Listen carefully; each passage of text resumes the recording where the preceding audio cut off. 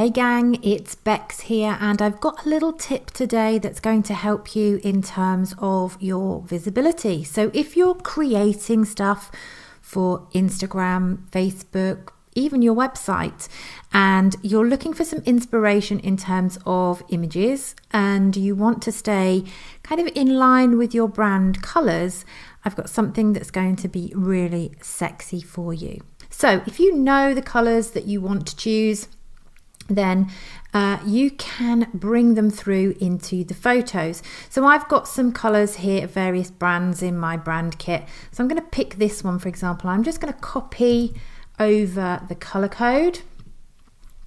And then I'm going to go over to some photos here in Canva. So if I click on this little icon up here in the search bar, it's going to give me the opportunity to filter the photos. Okay. So I'm going to click on this little add new color. I'm going to paste in here the color from my branding and I'm going to click apply. I can then come down here and look if there's anything that I want that's square, horizontal or vertical. I'm going to go horizontal.